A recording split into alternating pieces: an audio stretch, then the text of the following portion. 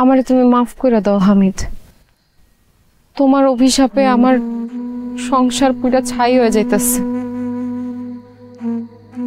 আমি তোমার সরল মনের ভালোবাসা বুঝি নাই, তোমারে ধোকা দিছি, দাম দেই নাই, তোমারে আমি অপমান করছি। আমার পাপের শাস্তি আমি পাইতেছি। আমার ঘরে বাইরে অন্তরে কোনো জায়গায় শান্তি নাই, স্বস্তি নাই। আমি মুখ্য সূক্ষ্ম মানুষ, তোমার মতো সুন্দর করে গুছায় আমি কথা বলতে পারি না, কিন্তু একটা জিনিস আমি বুঝি, অর্থ করি, সফলতা, এগুলো দিয়ে সুখ পাওয়া যায় না। টাকা দিয়ে সুখ কেনাও যায় না। সুখ কিনতে হয় মন দিয়া, সুখ আসে কলিজা থেকে।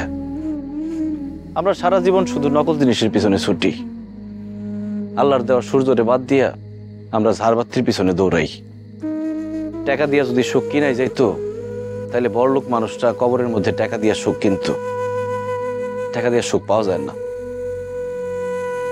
তুমি যদি আমার সাথে থাকতা, আমি হয়তো তোমার টাকা পয়সা, বাড়ি গাড়ি, স্বর্ণ অলংকার কিছুই দিতে পারতাম না, কিন্তু তোমার আমি মাথায় তুলে রাখতাম, পাখির মতো বুকের মধ্যে জড়ায় রাখতাম। সেটা আমি পারি নাই।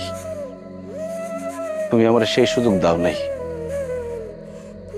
তুমি আমার ছেড়ে চলে যাওয়ার পর কটা রাত যে আমি ঘুমাইতে পারি নাই, সেটা শুধু আমি জানি আর আমার আল্লাহ জানে। আমি কত চেষ্টা করছি, তোমারে কত অনুরোধ করছিলাম, তোমার হাতে ধরছি, পায়ে পড়ছি, কিন্তু তুমি আমার সাথে থাকো নাই। আমার সাথে ছলনা করে চলে গেছো। তুমি আমার জীবনটা আগুনে পুরা কয়লা বানায় ফেলাইছিলা। তোমার মতো মেয়েদের জন্য হাজার হাজার ছেলেরা জীবন্ত লাশ হয়ে ঘুরে বেড়ায়। আমার আল্লাহ আমারে বাঁচাই দিচ্ছে।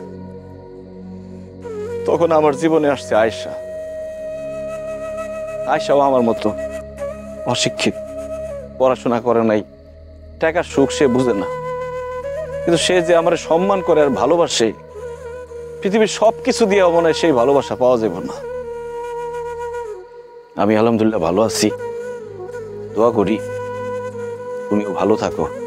তোমার প্রতি আমার কোনো রাগ অভিমান নাই। তুমি তোমার ভুল বুঝতে পারছো, আল্লাহর কাছে মাপ চাও, আল্লাহ সুখ দিতে পারে। আসি, ভালো থেকো।